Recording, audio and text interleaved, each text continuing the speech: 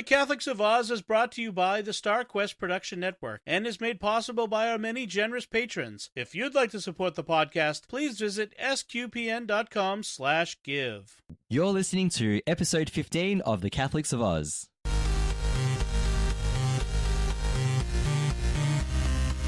The Catholics of Oz is a show where we discuss faith, culture, and what's been happening from an Aussie perspective. Whether it's synods or science, apostolates and apps, providence or productivity, you can hear it right now on The Catholics of Oz. Welcome to episode 15. It's good to be back. We had a bit of a break last weekend. I won't go into all the reasons why. There's a bit of a litany of those. But my name is Lindsay Sant, and it's good to have you all with us. And joining me today is Jared Trapnell. Jared, how are you today? G'day, Linz. It's good to have you with us. Unfortunately, we haven't got Caroline. So Caroline had to go to New Zealand for a funeral, and she's just returned yesterday, and she's a bit jet-lagged. So no Caroline today, but we'll have her hopefully back with us next episode. So before we begin, we'd just like to remind everyone that you can like the Catholics of Oz on the SQPN Facebook page. You can retweet our episodes on Twitter, leave us comments, subscribe on iTunes, Google Play, Stitcher, TuneIn, your favorite podcast app, and also remember that we're on YouTube as well. So all you need to do is hit the bell on YouTube to get notifications when we have new episodes. Please also remember to leave us feedback on iTunes and other podcast directories, and share our podcast with your friends to help us grow our community and to reach more listeners. So we're going to start today's episode. Normally we start with Faith Beyond Borders, but we're going to do it a bit differently today. We're going to start with something personal. I bet you don't know anything about me. You were born in Phoenix, you went to school in Tempe, you're an only child, your favorite show is something called The Real Housewives of Atlanta, and your favorite book is Kendall Jenner's Instagram feed. How did you know all that?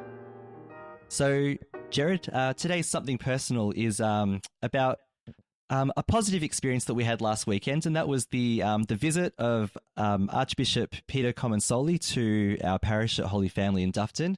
And it was a pastoral visit, so it wasn't a visit to do confirmations or other official business. It was the bishop's initiative to have this, and it was a great visit. I think it was a positive occasion overall. And one of the main things that he did, apart from saying our 11 o'clock mass, was to offer an apology for the history of some of the sexual abusers that priests who had been assigned to Holy Family in the past.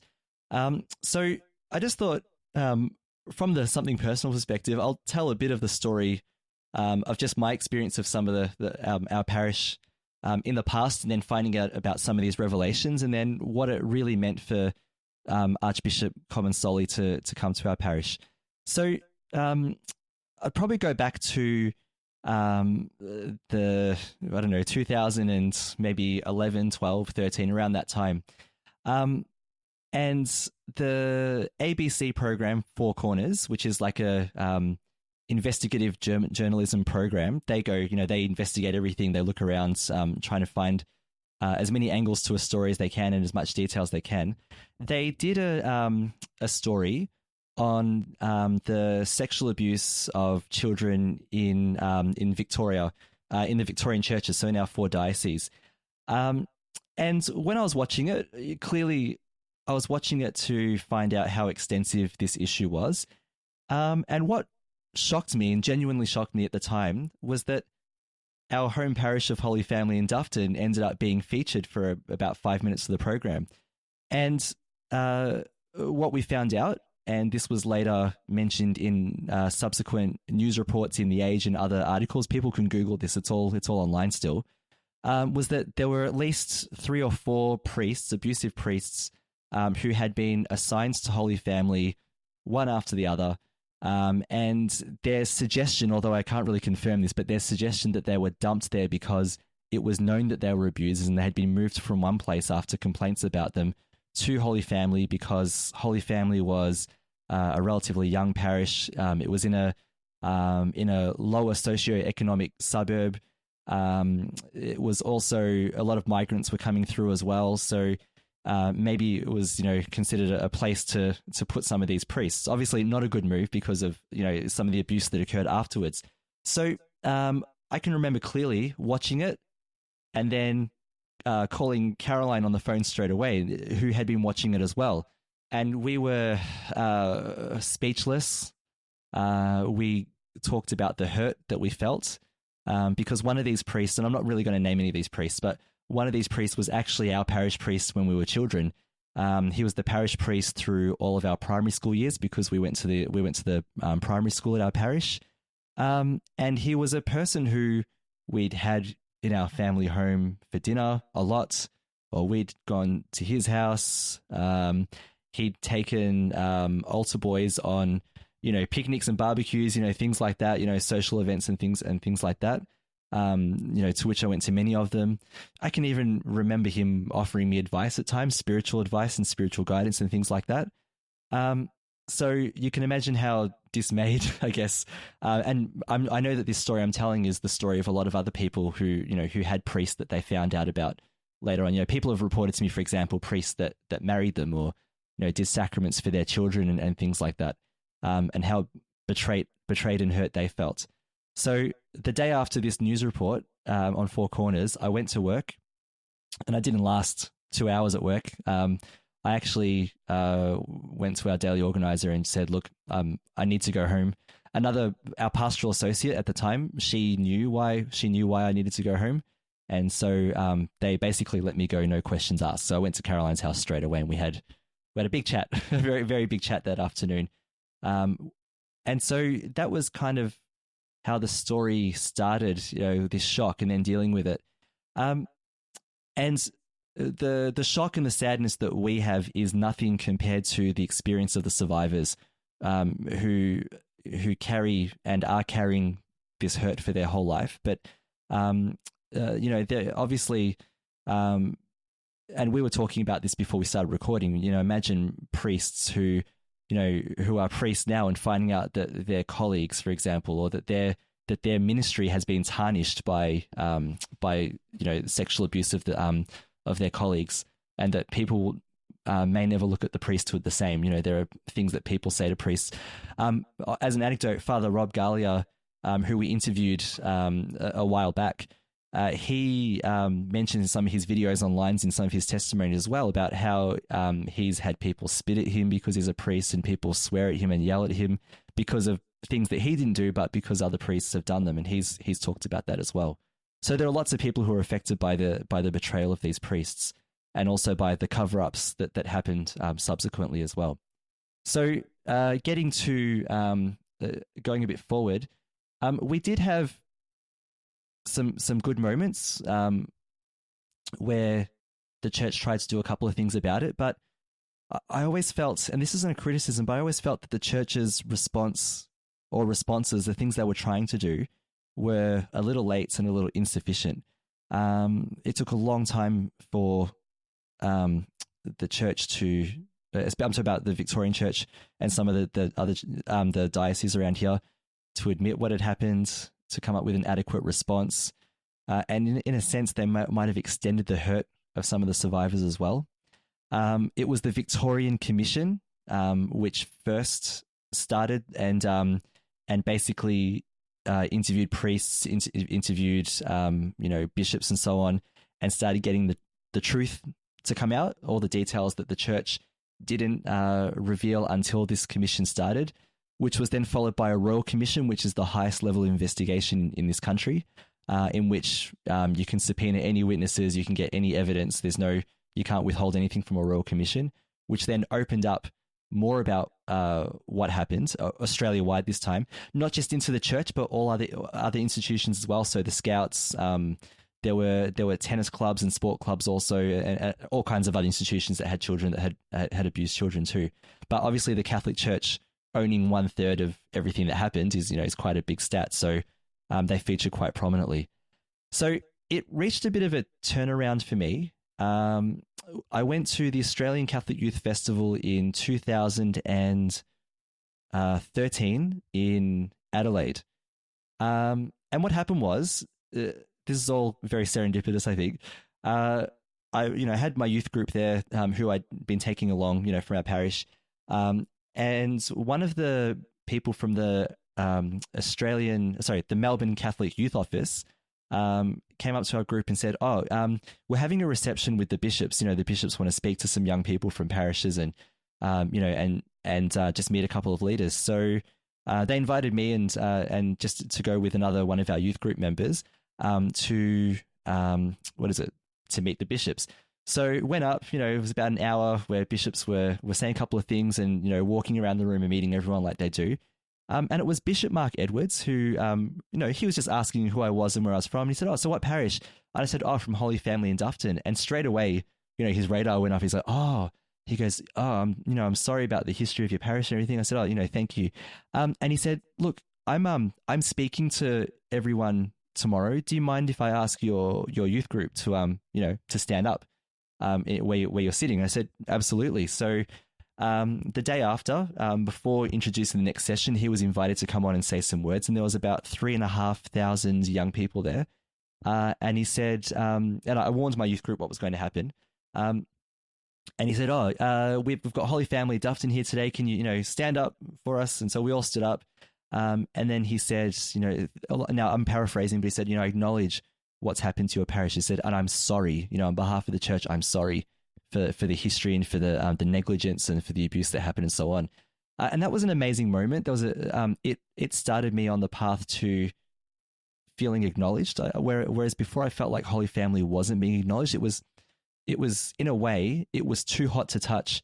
And I can see why our previous Archbishop didn't, kind of kept Holy Family at arm's length, because the media were watching everything that everyone was doing. And so, it'd be, the next day it'd be in the headlines, Archbishop visits, parish with secret, problems or whatever, some kind of headline.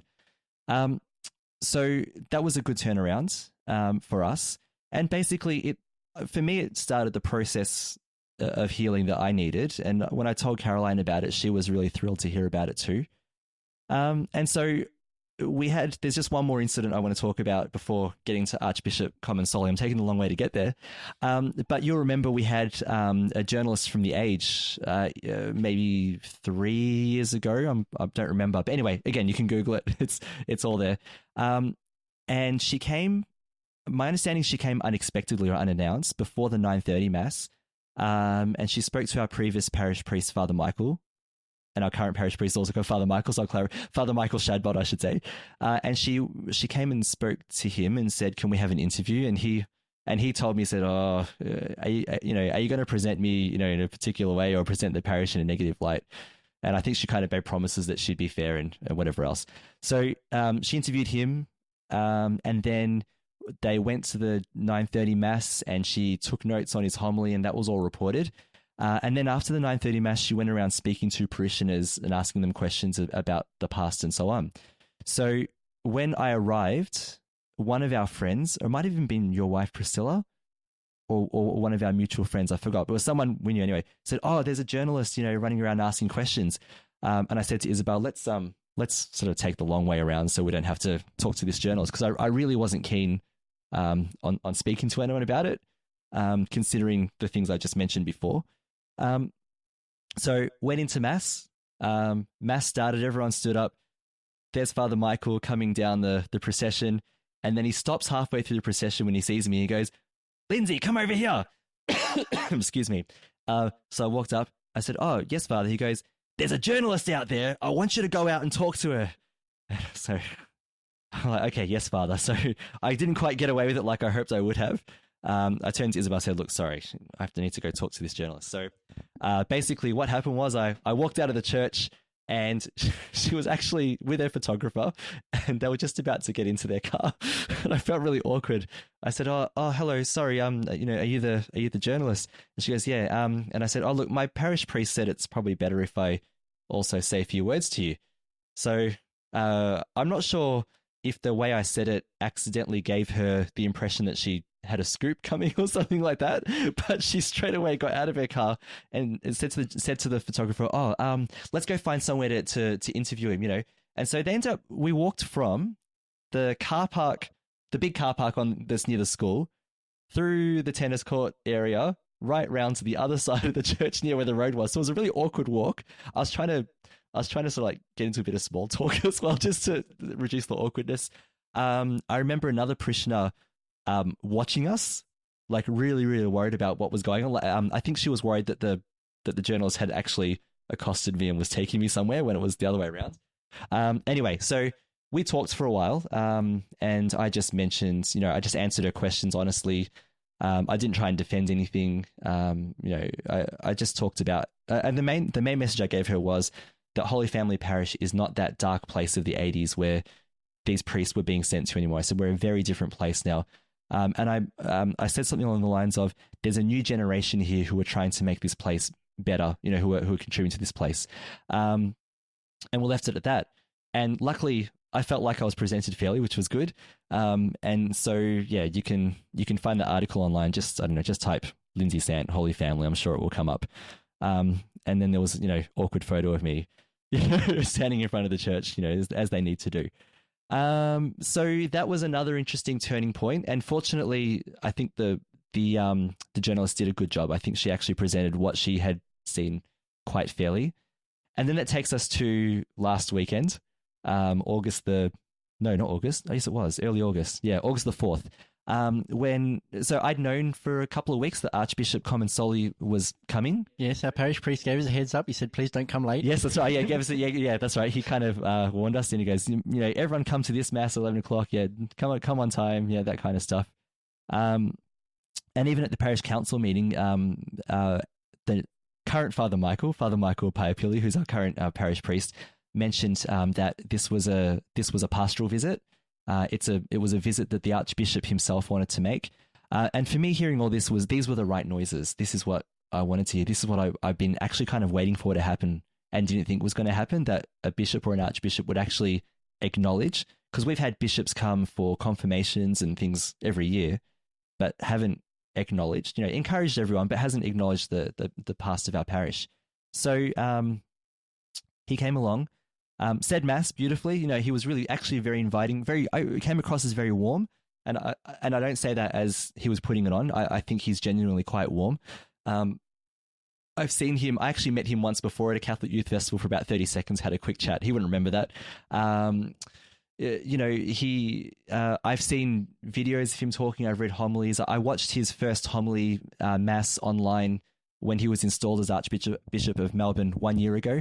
Congratulations, Archbishop, by the way, for 1 year as Archbishop of Melbourne so far, that first anniversary. And it was the apology he gave at the end of Mass, I think, was everything that we needed to hear. And what was more beautiful about it was that they took the initiative to invite people who were victims of abuse or survivors of abuse to be there, or who had been secondary victims because they had been shut out by the church. Or I won't go into the names of these people because they're real people who are alive today, the ones that we know through the media.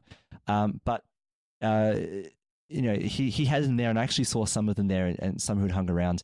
So I think it was great for them to have that acknowledgement, to have that apology, to have that affirmation, but also the invitation that whatever has happened by these people in the church, this isn't the church. The church is Jesus. The church is Christ, and Christ loves you.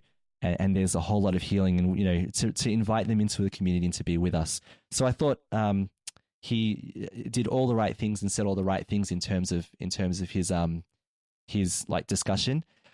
Two more quick things I want to mention. One was that when he said this mass, Father Michael Shadbolt was invited by our current parish priest. Yeah, and this was excellent because he was the priest who copped it, basically. Like, he copped. He had phone calls from the media all the time who wanted to meet with him.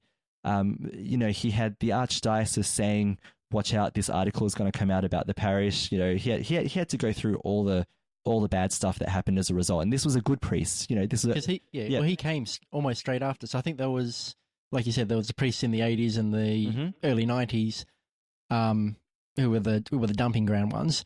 Then I think there was a priest who, I think he lasted 18 months. Then he moved, emigrated to India to go to hospital. Yes, yeah. And then Father Michael, who was there 18 odd years or so. Yeah. So he was practically he was straight after these guys. And he bore, like you said, he bore the brunt when everything hit the fan. Yes.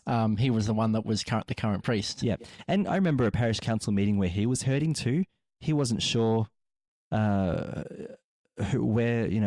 if just for a short, he kind of expressed that he wasn't sure if the church had his back at the time. Now he's moved past that, and he's all good now. But I think it was in the moment of hurt, he felt a bit abandoned, for a short while. It wasn't a sustained thing. So it's probably similar to what you were sort of saying. Yeah. Pre 2013, there was little being officially acknowledged. Like there was slow movements. I don't know if they were similar to us in that they couldn't believe that such a thing. Because let's be clear, the previous hierarchy before Archbishop Comensoli, I don't think they were responsible for any of the dumping ground priests. Correct. So they knew as much as we did in terms of who would put them there or anything like that.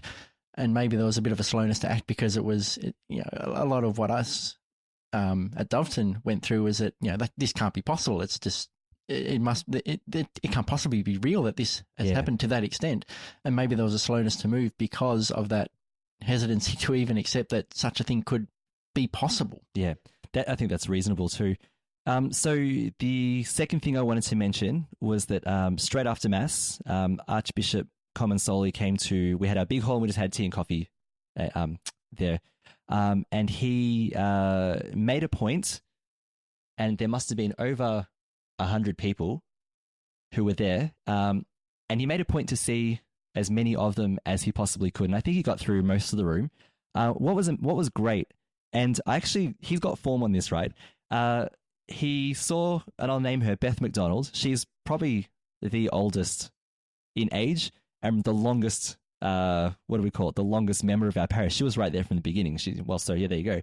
So she was there, in her wheelchair, and she's been a stalwart of our parish since its beginning. And she, for example, she's taught catechism. She ran the Legion of Mary for a long time. She ran the Legion of Mary for kids, which I went to for, when I was in primary school. She's just been there, here, there, and everywhere. And she's a beautiful, beautiful, beautiful woman that we all love and respect.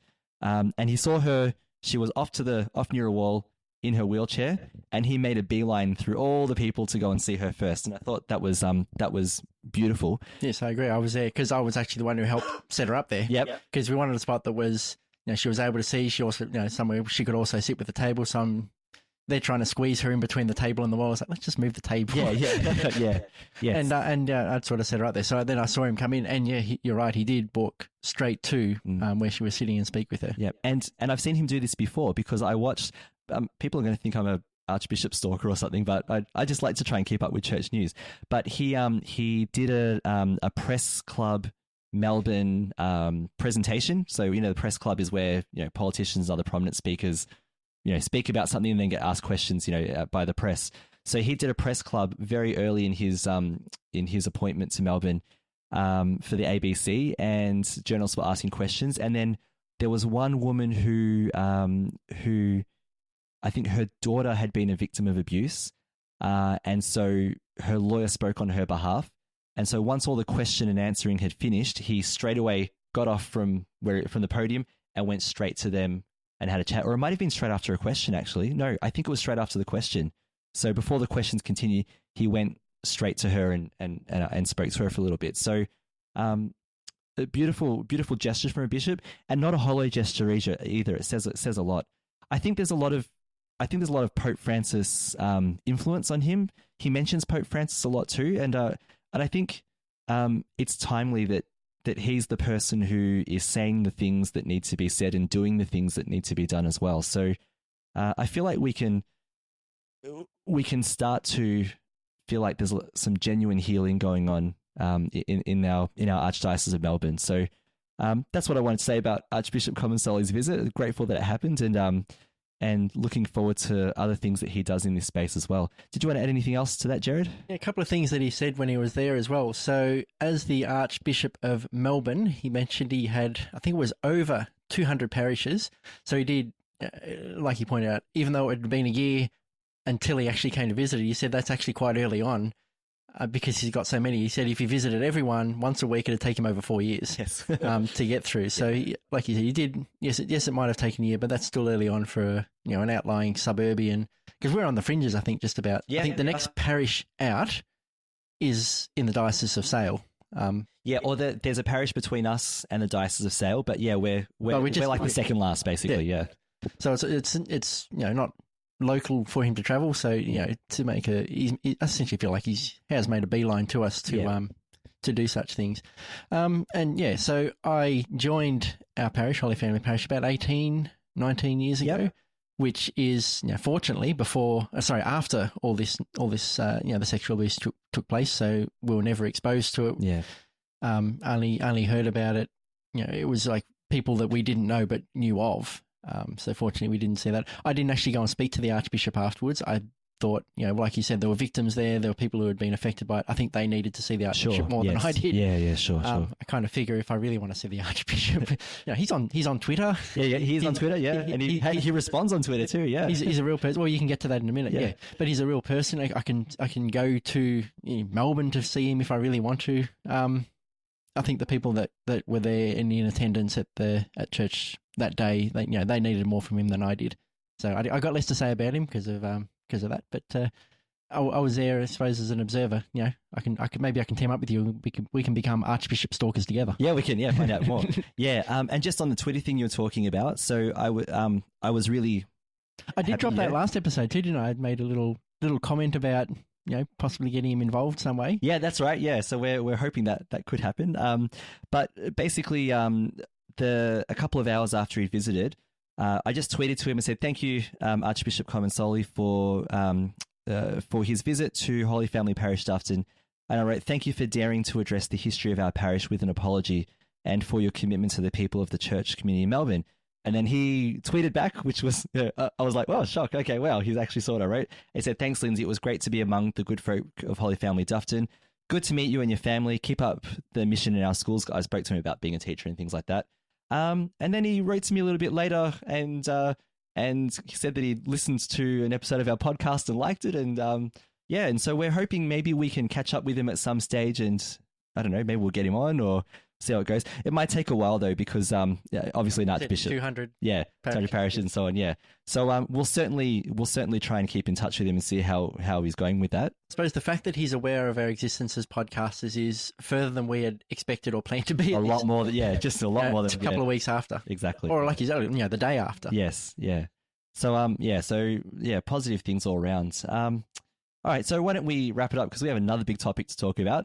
All right, so we're going to move on now to Faith Beyond Borders. Well, I'm actually feeling rather good about this. I think we've all arrived at a very special place, eh? Oh. Spiritually, ecumenically. How do you make somebody love you without affecting free will?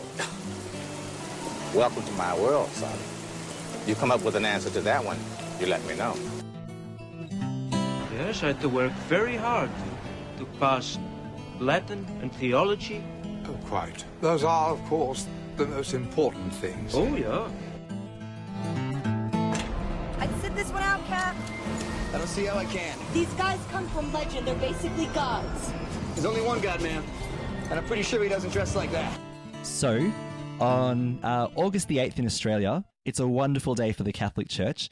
It's the day that we celebrate, or the feast day of Saint Mary of the Cross MacKillop, who is Australia's first and only at this stage saint. At this stage, yeah. There's others in the wings, but she is a woman who is worthy of celebration and is one that I think a lot of Catholics do get excited about talking about. Her presence and her story is well known to a lot of Australian Catholics. People would know something about her just from the mention of her name. So we thought in celebration of her feast day that we would tell some of the stories. So we did a bit of on the network, there's a podcast called American Catholic History, where they go through some great stories about Catholic history in the United States, as some great anecdotes. Usually goes for 10 minutes. I'm not sure if we're going to keep to the 10-minute mark. But Jerry, you're going to tell us a bit about Mary MacKillop. So why don't you tell us a bit about her story? All right.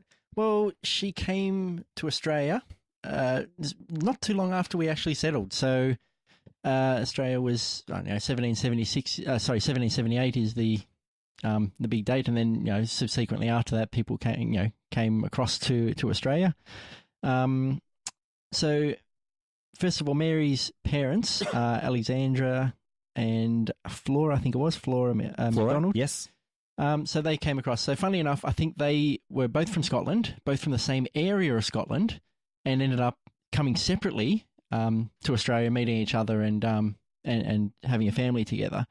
So Alexander, he was actually almost all the way to becoming a priest, but left the seminary before his ordination, and then ended up deciding not to go through with it, and came to Australia. I think it was in 1838. And then Flora came with her mother and brother in about 1839 or 1840. There's a few conflicting records, going back almost 200 years. Yeah. So around then. There's a margin of error. So they met each other in 1840, got married in 1840. I thought in those days they were more conservative and took more time to do things, but possibly not. Maybe we take longer to get married in this day and age. And then a couple of years later, firstborn Mary was born, so their firstborn child. They had 7 others. Can I go through them? I haven't got them all on screen. So she had 7 other siblings. One unfortunately died in childbirth, Alexander, or Alec. And so that was her early life. So Alexander, in ways he was a good father, in other ways he wasn't. So he was a loving father, he was a man of faith, and part of Mary's faith was born of him, being a teacher. So he came from a decent educated background. They couldn't afford education when they came to Australia, but him and Flora were both, they were both clever. They both gave Mary a good education themselves.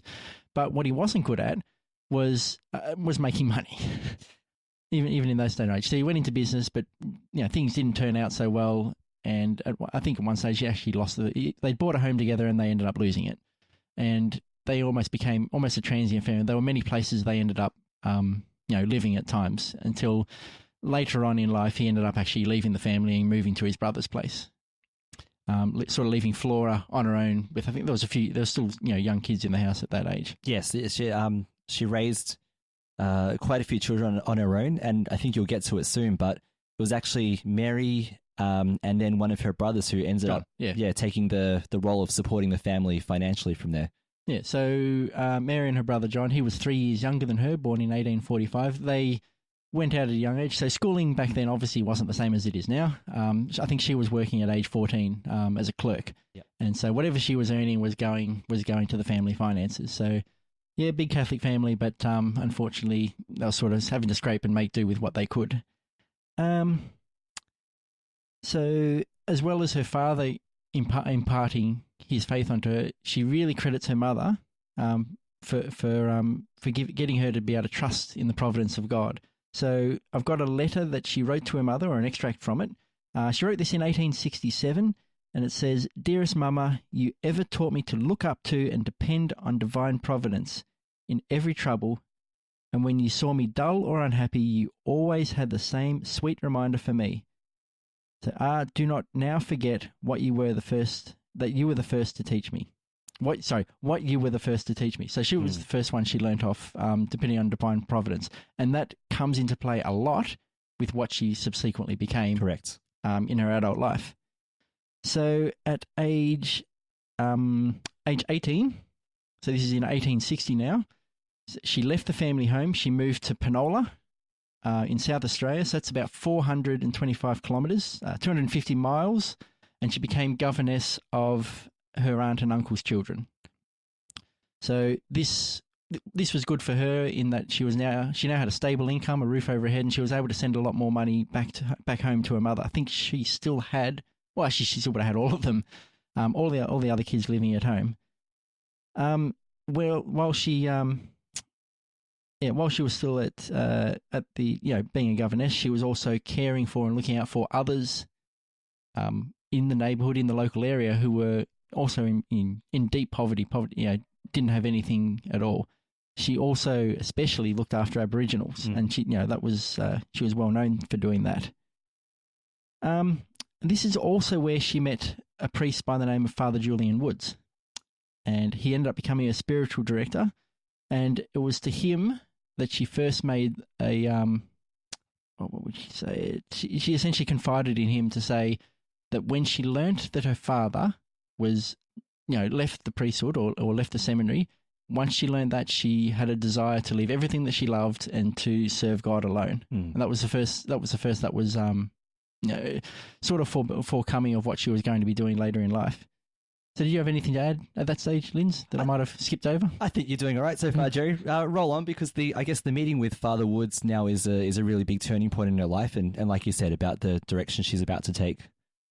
So over to you. Very good. So at the time, and again, she moved around again. So her main role was doing a lot of teaching. So later on, in her 20s, she moved to Portland, not in America, in Western Victoria. Yep. This is about 160 kilometres away from Penola, almost close to halfway between home and Penola.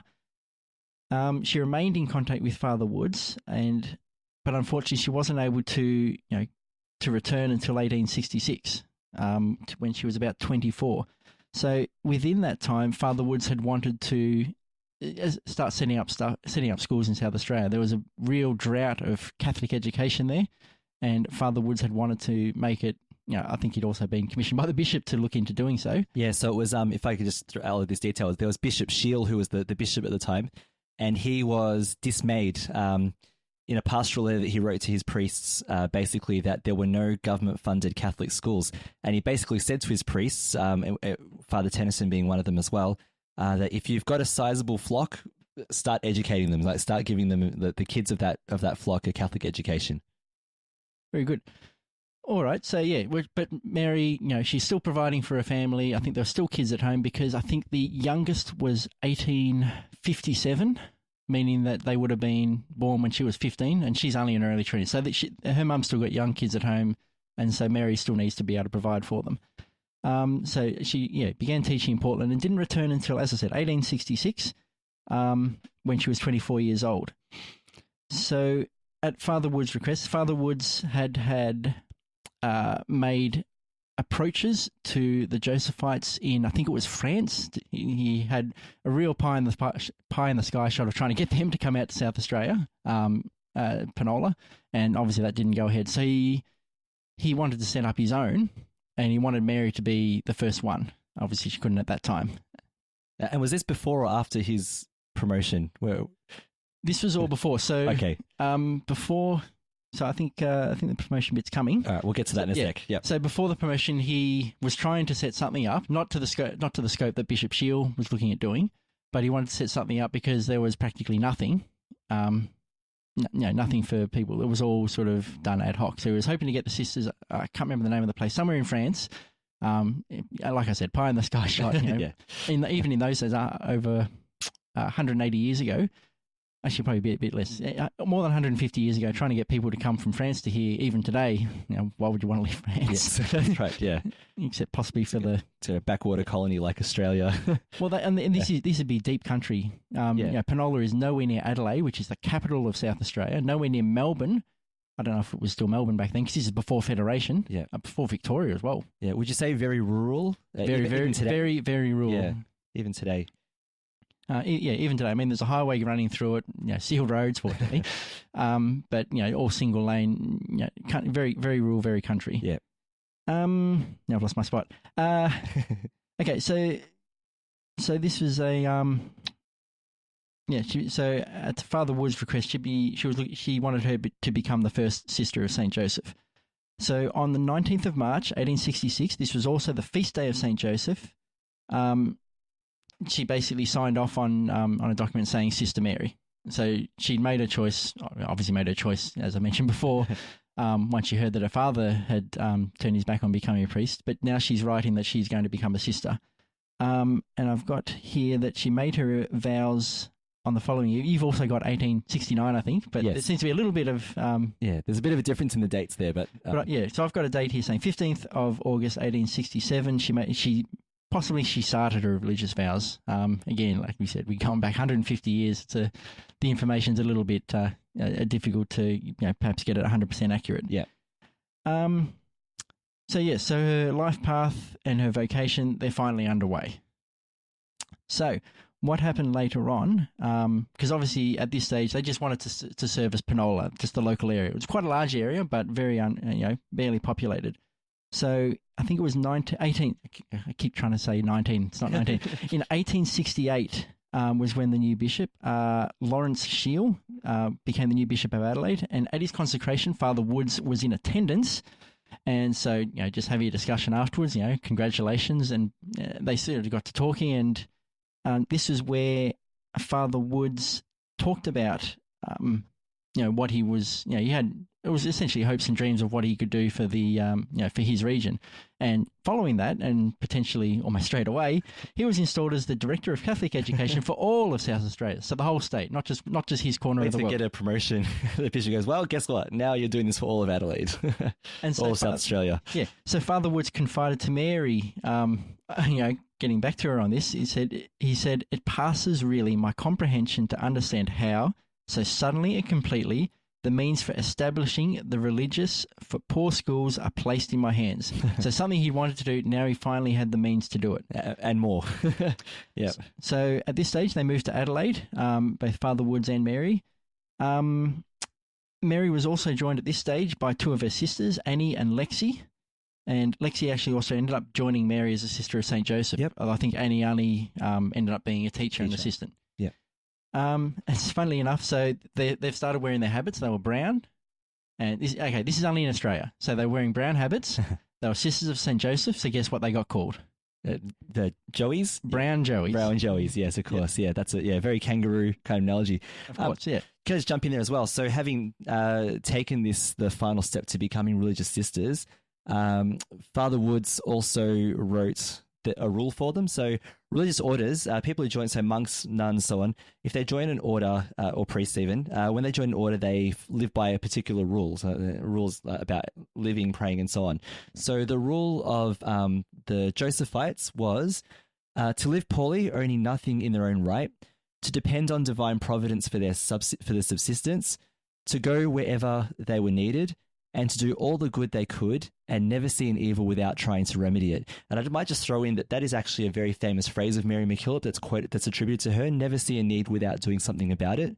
You'll find a lot of schools that are called Mary MacKillop, primary or secondary school, will have that quote somewhere prominently displayed. And it's a very well-known phrase of hers. Jerry. So the 1860s was, the late 1860s was really a time for growth. So they went to Adelaide, capital of South Australia, and started setting up ministries there. They were also, Mary and a few others went to Brisbane in Queensland. So those states barely touch each other. Long way in between. I didn't actually get the measurements for how far, but it's a long way, in between each one. And would have been, and especially with the modes of transportation. 3 aeroplane days. Yes, yeah. It's about a long journey. And can I just mention as well, at this stage, the growth of the order. So by this time that you're talking about, they had 82 sisters who were managing 23 schools, an orphanage, a refuge for women, and a house for the homeless. Do you have a time, a date on that this one? Was, or is this when she left? My understanding is this was just before going to Brisbane. So cool. Yeah. Funnily enough, I've got after Brisbane. Okay, good. So you can talk about the growth after that. So after Brisbane, She was up to 130 sisters, working at more than 40 schools in both states. Wow, there you go. So, and this is only a couple of years later, I believe. So this is the early 1870s. So while those, I suppose, previous 4 or 5 years was of immense growth and all good things, what happens when you start getting noticed and noticeable is that stuff happens. The tension starts. Yeah, the problems happen. So while she was away, problems were arising back home. Some local priests. Take it a step further back. So Bishop Shield had gone across to Ireland looking to recruit. Unfortunately, it was a rather unsuccessful stint because what he brought back wasn't really what you consider priestly material, even for the standards that might have been set back then. Yeah. I think he brought back 21, and of that 21, only 2 actually ended up being and staying as priests in the long run. So for whatever reason, some weren't educated enough, others didn't have the right reasons to come. A myriad of reasons meant that that's a pretty poor strike rate, less than 10%. But anyway, that didn't all happen straight away. So at that time, there were a lot of priests had come back from Ireland, and they had different opinions on what a religious sister should be. Correct. So in Ireland, at that point in time, a religious sister came from a good socioeconomic background. They were much more cloistered. They were barely seen. What else do I have about them?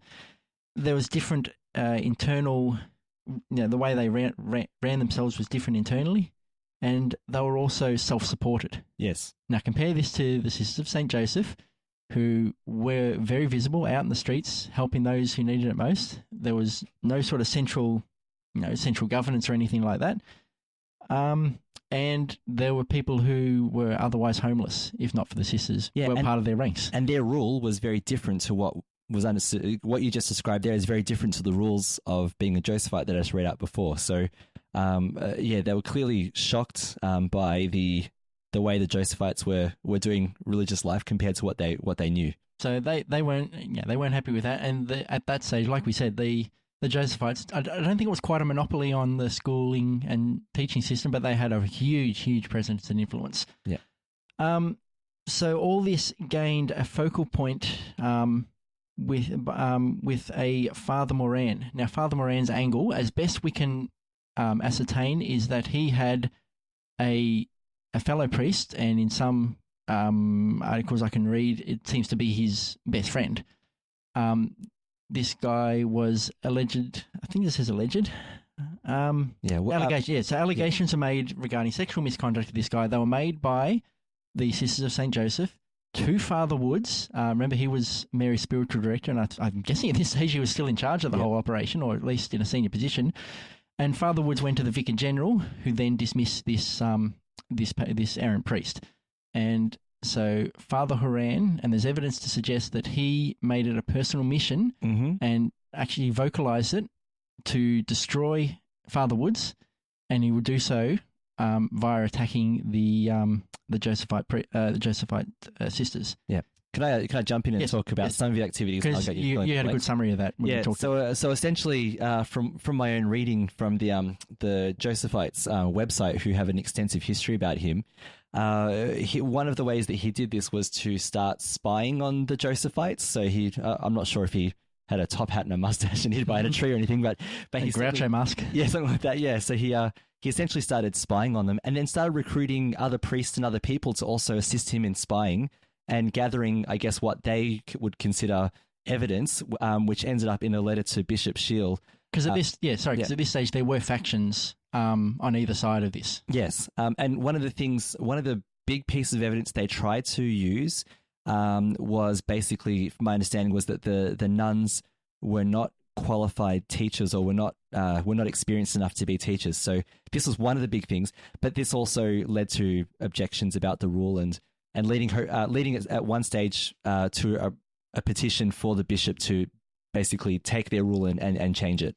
There was also allegations made of directed specifically at Mary. Yes, including accusations of being drunk. Yeah, which I don't think they ever ended up being substantiated. And if they were, there were medical reasons behind the alcohol consumption, because that was a treatment at the time for something she suffered. A long medical word which I struggle to understand. Well, that's all right. We'll gloss over that. Roll on. Okay, so from what I can gather, what happened next is that Bishop Shiel, who essentially his tenure seems to have been blighted by poor leadership since that time, he spent a lot of time in Rome. I think he was in charge for 6 years, and I think he was only in Australia for 2 of them. Obviously, transport and timing of getting to and from places made it a bit difficult, but he didn't spend a lot of time international. But essentially, Father Moran had convinced Bishop Shiel to send Father Woods to Sydney to start a ministry there, and now he's out of the picture. So he was from my reading, he was put under Bishop Holding's care. Now, Bishop Holding is a very famous Australian bishop. I think we'll talk about him in a future episode. Mm-hmm. But it's basically put under his care, and the idea was to keep him there for my reading. The quote was for an unlimited amount of time. So to stay there forever. Yeah. Yeah. So, and then he, Father Horan then pressured the bishop to start making changes to the rule of life. Now, you can't do much more to attack. You couldn't have done much more to attack the sisters than to go after the rule of life. And Mary returned at around this time, and in September she wrote. So Bishop Shiel, he capitulated. He looked like he was going to start, making changes to that rule of life. And Mary wrote a letter to him, essentially saying that because Bishop Shiel had given his seal of approval to it back in 1868, and she sort of said if you can rescind that, you can take that away if you want. But she also said that I don't think I can operate my life without this rule. This rule has been the guiding principle of how I'm living my life, and I don't think I can follow it, and I'll need to discern God's call for me if this is going to be taken away. And 10 days later, she was excommunicated. Yeah, which is real. It's amazing when you hear when you talk about Australia's first saint, and you say, "Do you know at one point she was excommunicated from the church?" Which is quite an amazing and extreme reaction. But again, when you look at the way that the dominoes fell, it just became this problem that snowballed into the factions fighting, and this is what the result was. And the outcome of obviously her being declared a saint sort of puts into perspective the what she was dealing with. Yes, to be excommunicated. Yeah, she certainly certainly qualifies for a saint if suffering is part of it, and having all kinds of these issues. She's certainly all of her whole life as a sister was marked by opposition that she had, and usually it was opposition from within, from the place you expect at least, from the church. Yeah, I mean, outside was, just stepping away briefly from the topic, outside was actually, you see the take-up, 130 sisters, there was 40 locations, I think I'd said, in a few short years of operation, and this is without aeroplanes and without proper transport. She was able to set and spread all this up.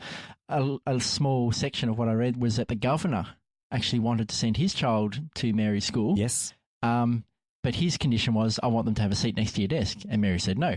And I think the governor ended up coming around to thinking, that is actually the right response. Yes. He was upset at the beginning, but then kind of realized why she did it. And that's probably a good point to throw in, that the Josephite schools would accept any child who was happy to have a Catholic education, Catholic or not, but as long as they were okay with the idea that this was going to be a Catholic education, and of any class. So if a child couldn't afford an education, they wouldn't be rejected or kept out from having an education in a Josephite school.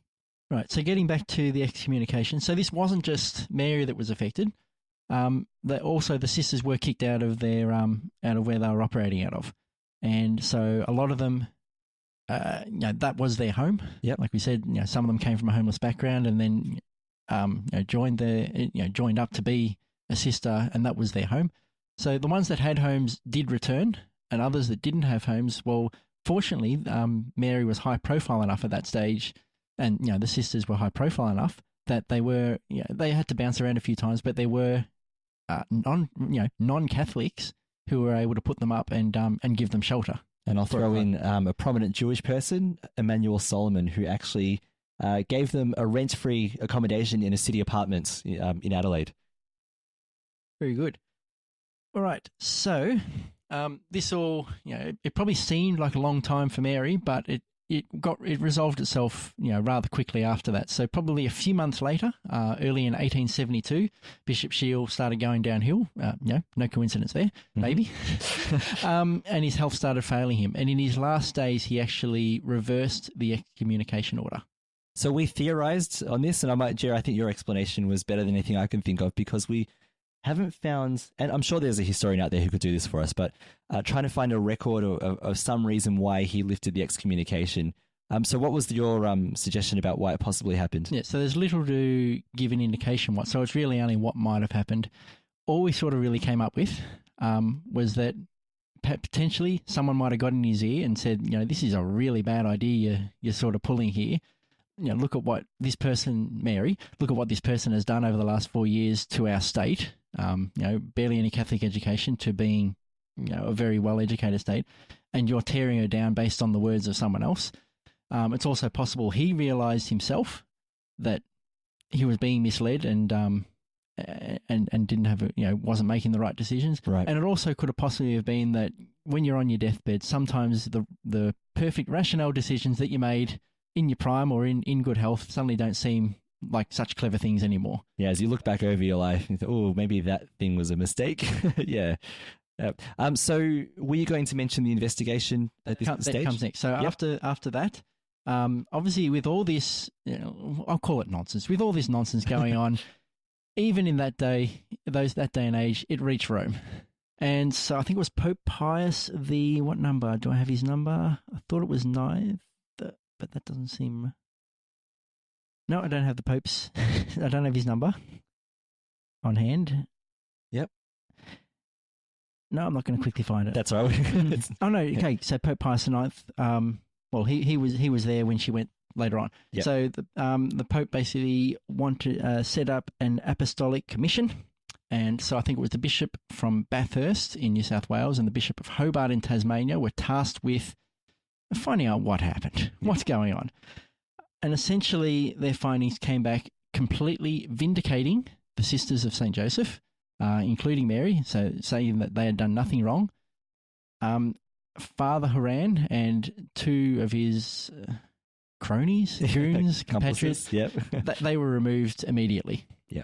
So all was right there. Now, there was a third thing that they came up with, and this is probably, for me, one of the saddest parts of this whole scenario, is that Father Woods was checked out and found not to be a fit person to be the leader of this ministry, and he was stripped of that role immediately.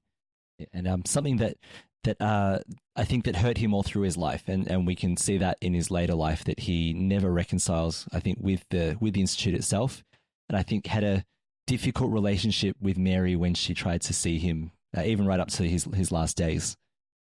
Yeah, correct. When you see, because you see, he was a part of this whole expansion and setup. I don't know if it was the right decision. I'm not going to second guess educated men of 150 years ago on the decision they made. Yes, but unfortunately, it did lead to the breakup of this powerful union, I guess, between Mary and Father Woods. That for what they had been able to achieve together, and to me, that's quite a sad outcome of what had all happened. Yeah. And so the last part of the story we were going to tell, I think, was Mary going to Rome. Yes. So why don't you give us a bit of a rundown of what happened there? All right. So obviously the crux of everything here was about the rule of life. So they had received approval from Bishop Shiel, who was later found to be rather neglecting any other duties. And so it was decided that Mary would go to Rome on her own to see what she could do to get the rule approved and, if needed to be, revised by the current Pope. Now, I've got his name. It's definitely Pope Pius IX. Yep. I don't know if that was the same Pope a couple of years ago. I didn't. Unfortunately, I only wrote down Pope. When talking about the Apostolic Commission. Sure. But yeah, Pope Pius IX in charge, and this is in 1875.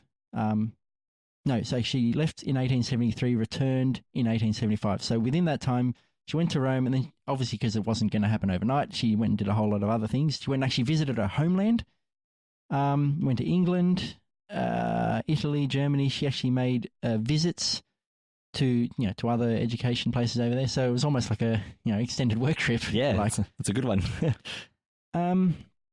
So she was recalled to Rome, and so they did make revisions to the rule of life. But when a pope says it, it carries a lot more weight. He essentially said that they needed a central government, so it's not just each community operating unto themselves sort of thing, and up against the vow of poverty that they took, that the institute needed to own some property, so they're not completely living off donations and providence and so on. Yeah. So she took that she took that back home, and unfortunately, again, this is probably the knockout blow for her relationship with Father Woods, in that he was very disappointed that she had to take that change to the rule of life, because he thought that they set themselves up with a vow of poverty, and now having their own property, that sort of flew in the face again. And that was sort of another step, as well as being separated forcibly by losing his role. This was again Mary taking the institute in a different direction, which he wasn't happy with again. Yeah.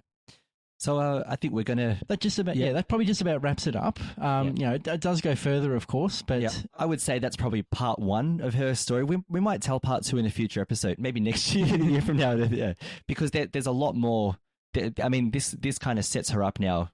She's recognised by Rome and so on, and then there's a lot more that happens when she, with the Australian Church, in different states with different bishops and different sisters and so on.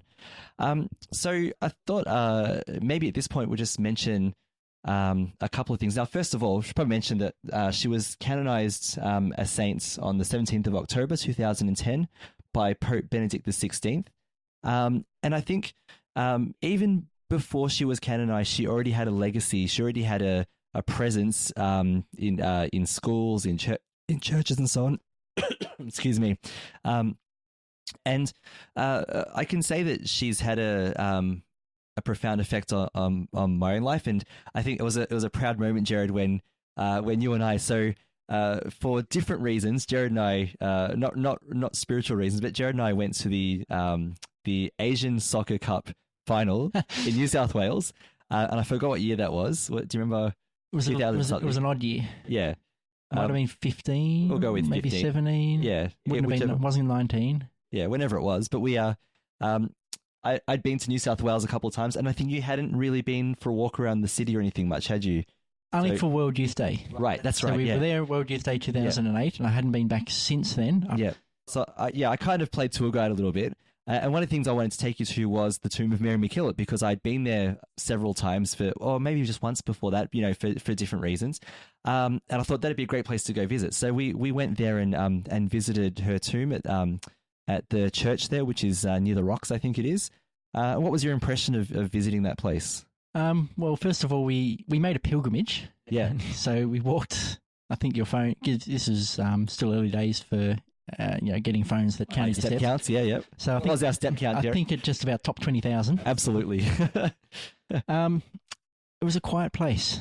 Yeah. It was a very, there wasn't, somehow, even though it was that close to Sydney, which is the largest city in Australia, it was quite a bit removed from the noise and the hustle and bustle. Yeah. The way they kept the place, it was a very sacred experience, I felt, coming into the presence of, this is someone who, far and above any other Australian, has been recognised for their works and for their life. Yeah.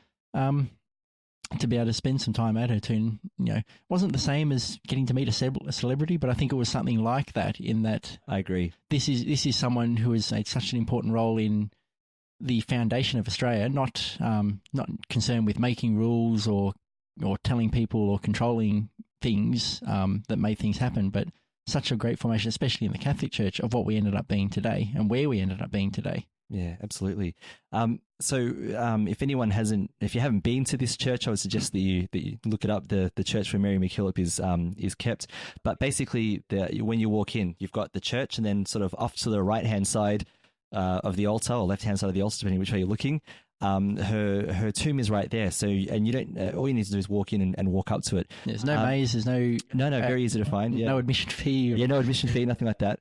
And there's a museum there as well. Do they have a cafe? There's a cafe and a museum, of course, and a gift shop as well. Yeah, of course, yeah. But Pope Benedict XVI, you mentioned 2008. He went to that place. So when you go there, you walk where a pope walked, and there's a bust of Mary MacKillop that he presented, which is on display there as well. I had a special moment in 2017. So I went to I've gone to all the Catholic youth festivals, the previous three. When I took my youth group there in 2017, we did they got all the pilgrims to walk to the is it the Sydney Mine Music Bowl? I think it is. Yep. Yeah, where the final mass was. So it's kind of a similar walk like the World Youth Day walk that we did to Randwick Racecourse. It was a similar idea. But all the pilgrims walked through Mary MacKillop's through the church where she is, and so everyone had a chance to walk through and visit her tomb and pray. At that stage, Isabel was heavily pregnant with our second son Alexander, and so I thought that was a great time to pray for her and for my family. So the religious medals and crosses that I wear, I took them all off and put in her tomb. I took off my wedding ring and put that there as well, and just had a few moments of silent prayer, with Mary MacKillop for my family, and that was I don't have words to describe how beautiful that was, but it was a beautiful spiritual experience. And because she's an Aussie saint, you can really feel her presence. Her presence is known in the church, and she's a really special person. And again, not because she was perfect, but because she trusted in the providence of God. If you read her letters, it's always about trusting in God to do what you need to do. So I thought that was a special experience. I'd suggest if anyone wants to know more about her, read her words. There are a lot of her letters and a lot of things that she said are online. So, just a beautiful spiritual writer. Like I said before as well, a lot of her phrases from her letters have been extracted and put everywhere. Of this life, she said, we are but travelers here. A colleague of mine at work has this phrase that she always repeats from Mary MacKillop. She says it all the time. She says, "Be calm and full of hope." And I mentioned before, of course, never see a need without doing anything about it. There are so many wonderful things. I might just read a quick extract from her one of her final letters. She wrote this to her sisters. This was sort of near her final days in 1909, and she wrote, "Whatever troubles may be before you, accept them cheerfully, remembering who you are trying to follow. Do not be afraid, love one another, bear with one another, and let charity guide your life."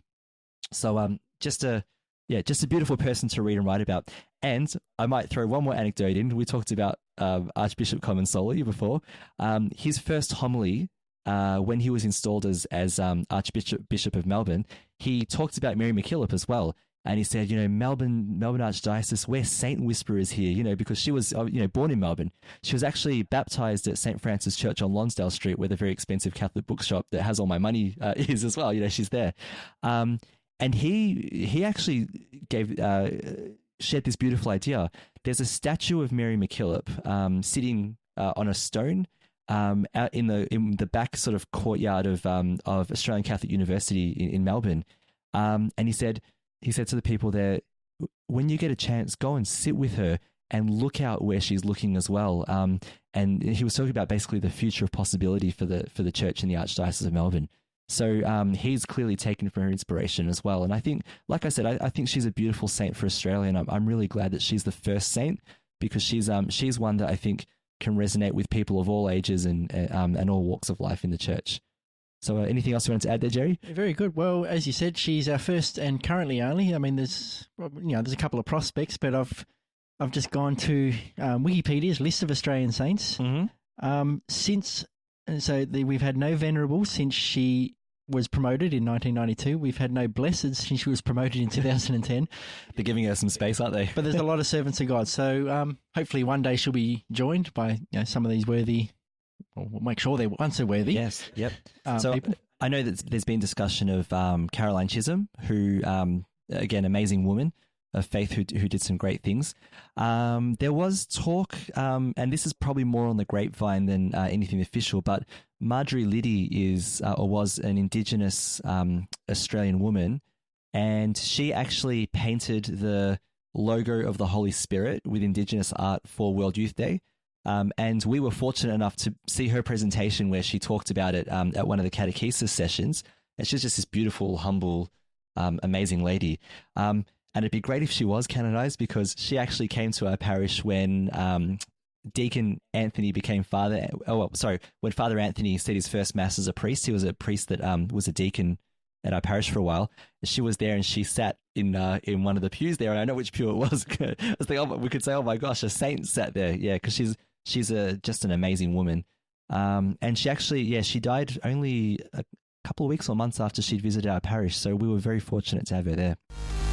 This is Dom Bettinelli, CEO of the StarQuest Production Network, with a special message seeking your support. StarQuest needs your help. Over the past year, we've grown by leaps and bounds. Every month, we produce dozens of shows covering numerous topics and all explore the intersection of faith and pop culture, which is the core of our mission. Some, like Jimmy Akin's Mysterious World, are among the most popular shows StarQuest has ever produced in all its 13-year history, and our newest shows, like American Catholic History, are catching fire with new audiences. We're fulfilling our mission of evangelization in a whole new way, but that success is in danger. We must reach the financial break-even point if we're going to continue. Creating, editing, producing, distributing, and promoting a dozen shows have caused our expenses to rise, and we are no longer making ends meet. We're rapidly eating through our reserves, and soon they'll be gone, and we'll have to cut back many of our shows. We might even have to shut down altogether. That's why it's crucial we hear from you right now. If you haven't yet become a supporter, please do so now. If you are a supporter, please prayerfully consider increasing your support at this time. Please visit sqpn.com/give today and click the Become a Patron button to make your monthly pledge. Or to give a one-time gift, click the Donate button. When you become a patron, you'll have access to exclusive benefits and several special thank you gifts for supporting StarQuest at different levels. The need is urgent, so please go to sqpn.com/give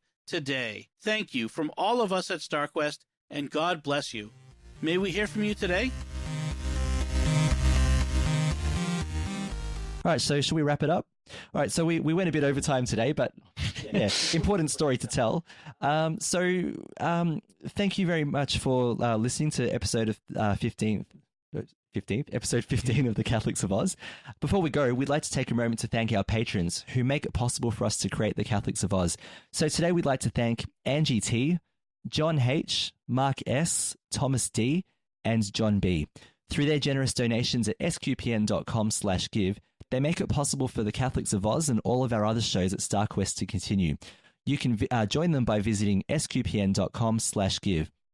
Also, do you have any feedback? Do you want any other stories about Mary MacKillop or any of your own personal experiences of her, or anything else that we've talked about today? You can send us feedback by visiting sqpn.com/oz, OZ, where you can find our show notes and links for today's episode.